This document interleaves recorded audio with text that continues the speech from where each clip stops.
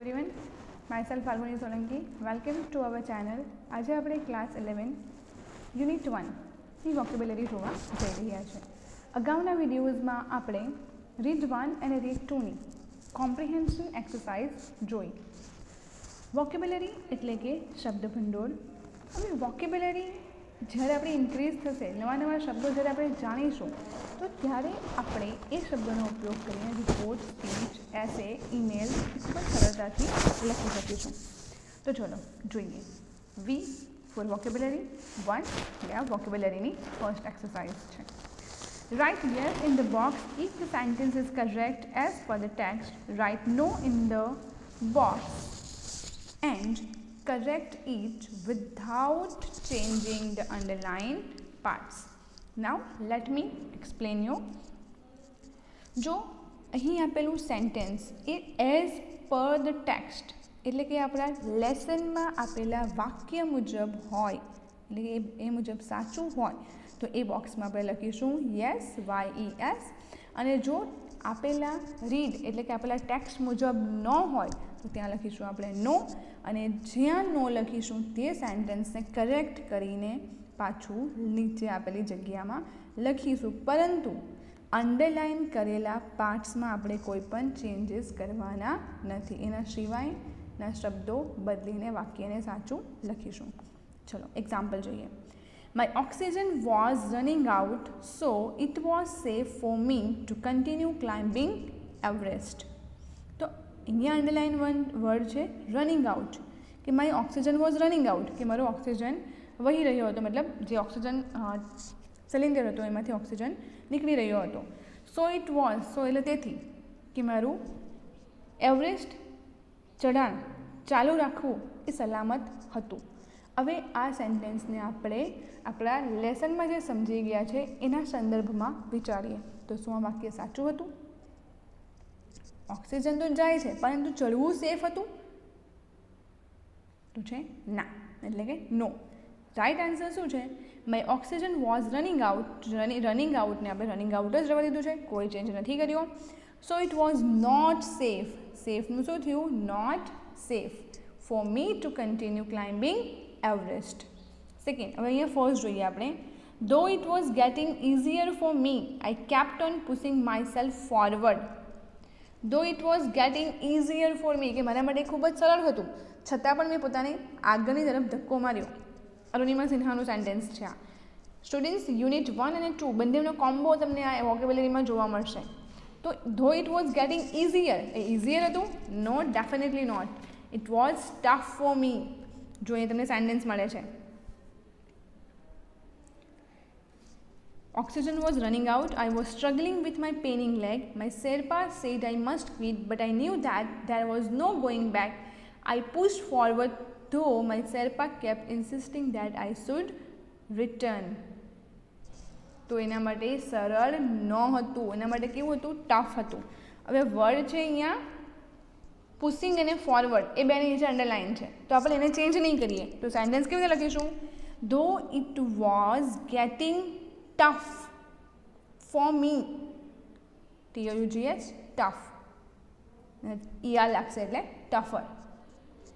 અને બીજું sentence as it is રહેશે, I kept pushing myself forward, કે મારા માટે મુશ્કેલ ભર્યું હતું છતાં પણ હું મારી જાતને આગળ ધક્કો મારી હતી। ટફ અથવા તમે લખી શકો હાર્ડ, એનું થશે હાર્ડર, HARD, હાર્ડ, એમાં ER લાગશે। તો અહીંયા લખવાનું નો અને લખશું correct sentence. Second, Arunima was brave enough not to concede to any of the difficulties of her life, કે અરુણિમા એટલી બહાદુર છે કે પોતાના જીવનમાં આવતી ગમે તેટલી મુશ્કેલીઓને પણ કન્સીડમાં એટલે કે શરણાગતિ સ્વીકારતી નથી। તો યસ, ઇટ ઇઝ રાઇટ, તો અહીંયા શું આવશે? YES, yes. Third, till it finally happened, Arunima had lost all her courage. Till એટલે જ્યારે, કે ફાઇનલી હેપન, જ્યારે ખરેખર માઉન્ટ એવરેસ્ટ ચડી જાય છે, તો Arunima had lost all his courage, કે અરુણિમા સિન્હાએ એની બધી હિંમત ગુમાવી દીધી। Is it true? Now it's your turn to write the answer. મેં તમને ઓલરેડી બેક આન્સરમાં હેલ્પ કરી દીધી છે, હવે તમારે જાતે વિચારવાનું છે, સમજવાનું છે અને આન્સર યસ કે નો લખવાનો છે। નો હોય તો કરેક્ટ આન્સર ફ્રેમ કરવાનો છે। My mind was a kaleidoscope of emotions and I was crying with જોય, કે મારી લાગણીઓ બહુદર્શી લાગણીઓ હતી, કે મારું મન એ બહુદર્શી લાગણીઓ અનુભવી રહ્યું હતું, ઘણી બધી લાગણીઓ અનુભવી રહ્યું હતું, તો હું ખુશીથી રડી પડી હતી, તો રડી ઉઠી હતી.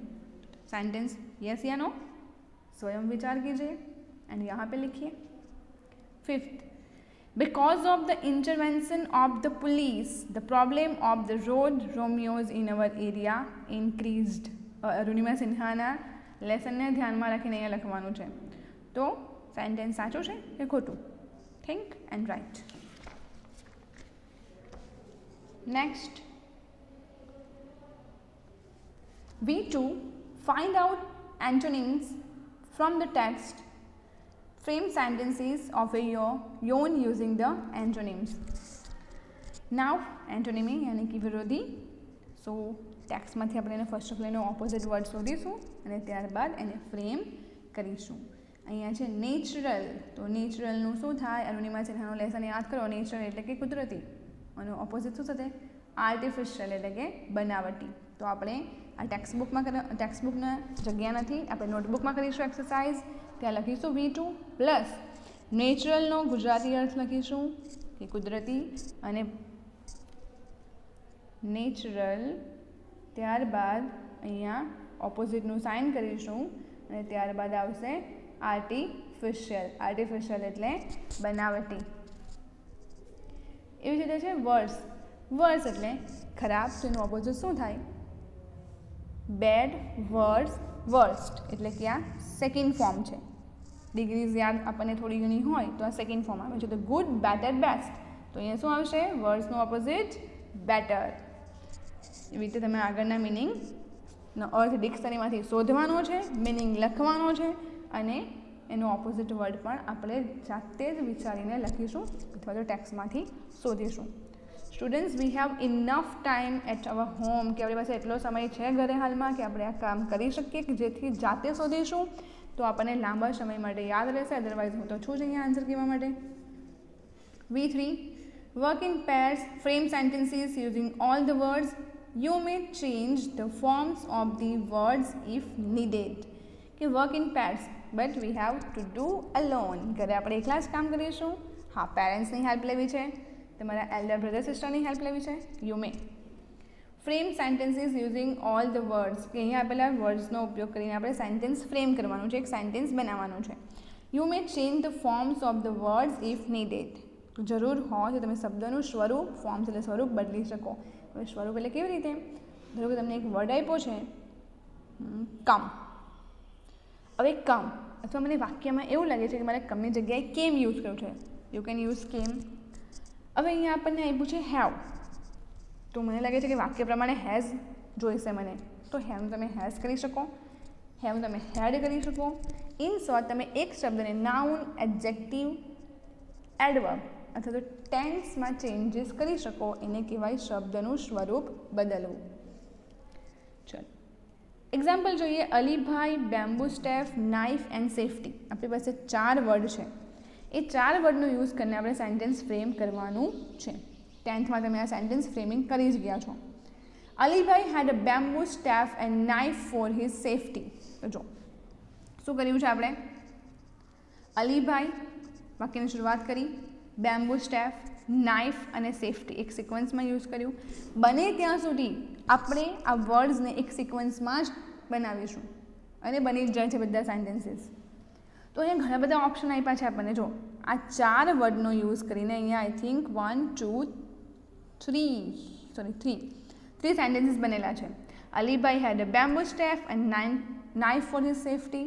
આપણે ઇઝીએસ્ટ સેન્ટેન્સ બનાવીશું જે આપણને પણ સમજાય, તમને, મને, જે વાંચે એને સમજાય. Alibhai always kept a bamboo staff and a knife with him so that he could ensure his safety. And Alibai took a bamboo staff in his right hand, in left he took a knife to ensure his safety, etc. So, એક જ શબ્દોનો ઉપયોગ કરીને આપણે અલગ અલગ રીતે sentence framing કરી શકીએ. આપણે નાનું અને મિનિંગફુલ સેન્ટેન્સ પણ બનાવી શકીએ. લાંબુ સેન્ટેન્સ બનાવવું એવું જરૂરી નથી, ફક્ત વાક્ય મિનિંગફુલ હોવું જોઈએ. સેકન્ડ છે quiet, except, birds chirping, Alibai, have, lunch. તમે ટેક્સ્ટ બુકમાંથી પણ સેન્ટેન્સ લખી શકો, આઈ ડોન્ટ માઇન્ડ. ચલો, there is quiet everywhere except sounds of birds chirping when Alibai had his lunch. Sequence જાળવ્યો છે આપણે, મિનિંગફુલ સેન્ટેન્સમાં બનાવી દીધું છે. તો એવી રીતે તમારે બાકીના 2 to 6 સેન્ટેન્સીસ બનાવવાના રહેશે અને આ તમારે નોટબુકમાં લખવાનું રહેશે. V2. Unscramble the letters in part A and match it with the description. Unscramble the letters. હવે તમે જો અહીંયા તમને ફ્રેન્ઝી આપ્યું છે, કેપિટલ લેટર્સ જુઓ, FZERNY. તમારે એને એક સિક્વન્સમાં અરેન્જ કરવાનું છે. તો એ વર્ડ બન્યો ફ્રેન્ઝી, FRENZY. હવે એનો ડિસ્ક્રિપ્શન એટલે કે ફ્રેન્ઝીનો મતલબ શું થાય એ આપણે જોઈશું અહીંયા. તો એક્સ્ટ્રીમલી ઇમોશનલ વેવ, કે અત્યંત લાગણીશીલ મોજું. વેવ એટલે મોજું, પણ અહીંયા વિચાર. હવે જે સેકન્ડ સ્પેલિંગ છે IENTNVRONITEN. તમને ઇઝીલી ફાઇન્ડ કરવા માટે એક ટ્રીક આપું છું. તમારી ગ્લોસરી છે તમારી પાસે બંને રીતની, આ છે અરુણિમા સિન્હાની ગ્લોસરી, એવી જ રીતે છે અલીભાઈની ગ્લોસરી. તો આમાંથી આપણે આપણા સ્પેલને શોધવાની ટ્રાય કરીશું. તો અહીંયા સ્પેલ મને તો ખબર છે કે ઇન્ટરવેન્શનનો સ્પેલિંગ છે. હવે ઇન્ટરવેન્શન એ સ્પેલિંગમાં તકલીફ પડતી હોય તમને ગ્લોસરીમાં તમને મળી જ જશે, અથવા તો તમારા લેસનમાં મળી જશે. તો અહીંયા તમને લેસનમાં મળે છે સ્પેલિંગ INTENVENTION. ઇન્ટરવેન્શન એટલે દરમિયાનગીરી. હવે ઇન્ટરવેન્શનનો મિનિંગ શું થાય તો તમારે આમાં શોધવું પડશે. તો ઇન્ટરફિયરન્સ અહીંયા છે, ઇન્ટરફિયરન્સ ઇન અનધર્સ અફેર્સ, કે બીજાની બાબતોમાં દરમિયાનગીરી અથવા દખલ કરવી. એવી રીતે અહીંયા વર્ડ છે AUTPEME. તો આ વર્ડ બને છે એમ્પ્યુટ. તો એમ્પ્યુટ તમને ક્યાં મળશે? AMPUTEE.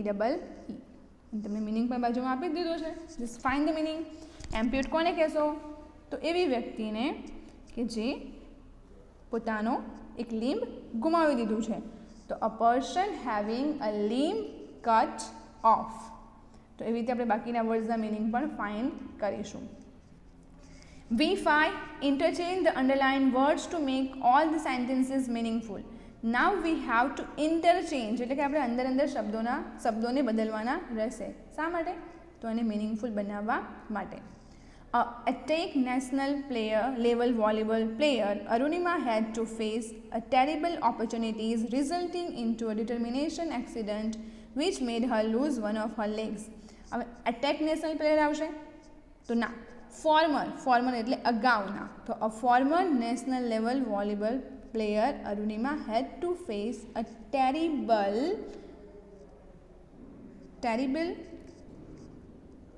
ધ્યાન અંડરલાઇન વર્ડ શોધવાનો રહેશે. અંડરલાઇન વર્ડમાં આપણને આપ્યું છે attack resulting into a dash accident. તો ડેશનું શું આવશે? Fatal accident which made her lose one of her legs. Underline વર્ડને તમને હું મિનિંગ જણાવી દઉં છું. અટેક એટલે હુમલો, ઓપોર્ચ્યુનિટીઝ એટલે તકો, ડિટર્મિનેશન એટલે દ્રઢ નિશ્ચય, માઉન્ટેનર એટલે પર્વતારોહક, ફેટલ જીવલેણ, એમ્પ્યુટ અપંગ, ફોર્મર અગાઉના, ઇમ્બેરેસ્ડ એટલે કે શર્મિંદગી. તો તમારે આ બધા વર્ડ્સને યોગ્ય જગ્યાએ સેટ કરવાના છે. Students, now you are in 11th standard and you are able and capable to do it. So just try to do it. If not possible, then contact me. This one is the instruction for school students. V6. Solve the crossword puzzles with the help of the keys. આડી ચાવી ઊભી ચાવી તમે ન્યૂઝપેપરમાં જોવો છો, મેગઝીનમાં જોતા હશો, exactly અહીંયા એ જ કરવાનું છે. Let's see one of the example here. I will present to you. A crumb, a small piece of amount of food, a mouthful. કે નાનો આમ તો ટુકડો કે જેને આપણે ભોજન લેતી વખતે લેતા હોઈએ. તમને એક ઇઝી વર્ડ આપું છું અહીંયા, તમને મળી જશે. અલીભાઈના સેન્ટેન્સમાં તો મોર્સલ, MORSRSELS એને કહેવાય મોર્સલ્સ. તો હું જોઈએ 9 નંબર છે, તો 9 નંબરની અક્રોસ કી એન્ડ ડાઉન કી એટલે ઊભી ચાવી અને આ ડાઉન એટલે આડી ચાવી. તો ક્રમ 9 નંબર છે, 9 નંબરમાં હું અહીંયા અક્રોસ કી એટલે આડી કી આવશે, ડાઉન કી એટલે ઊભી આવશે. તો હું ક્રમ લખું છું એ 9 નંબરમાં MORSEL. તો મોર્સેલની સ્પેલિંગ થાય. હવે અહીંયા મારો જે નેક્સ્ટ લેટર સ્ટાર્ટ થશે એ 6 થી સ્ટાર્ટ થશે. તો મારે 6 નંબરનું અહીંયા જોવાનું રહેશે. A person who has got a limb cut off, એ વ્યક્તિ જેના એક શરીરનો અંગ કાપવામાં આવ્યો છે, તો એને કહેવાય એમ્પ્યુટ. તો AMPUTEE. તો મારી સ્પેલિંગ બંને બાજુથી સેટ થઈ ગઈ. તો અક્રોસ એટલે આડી ચાવી, ડાઉન એટલે અહીંયા આપણે ઊભી ચાવી જોવાની રહેશે. આવી રીતે ક્લિયર? હું તમને જોવાની ટ્રીક છે એ બતાવું છું. હવે નેક્સ્ટ જસ્ટ સપોઝ અહીંયા 16 લખ્યું છે, તો 16માં તમારે કેવું જોવાનું? આડું જોવાનું, આડો વર્ડ જોવાનો. તો 16માં વર્ડ કયો આવે છે? અહીંયા છે પ્લુરલ ઓફ ટૂથ. તો ટૂથનું પ્લુરલ શું થશે? શોધો અને અહીંયા લખો. ટી થશે, TEETH. હવે અહીંયા ઈ આવ્યો, ઈ આવે છે, રાઈટ? તો હવે તમારું 14 નંબરનું જે છે સ્ટમક, ટમી. તો તમે અહીંયા શું આવશે? બેલી, BELLY. તો તમારો આડો અને ઊભો એ બંને શબ્દ સેટ થશે તો તમારી આખી ક્રોસવર્ડ પઝલ સોલ્વ થશે. ઓકે, તો આ જે અહીં આપણા શબ્દો આપેલા છે એનો તમારે શું શોધવું પડશે? સિનોનિમ શોધવો પડશે, સમાનાર્થી શબ્દો શોધવો પડશે. અને એના માટે તમારે ડિક્શનરીનો યુઝ તો કરવો જ પડશે. So use dictionary, increase your vocabulary and use it in your writing skill. Okay, I hope you have a good day. Thank you.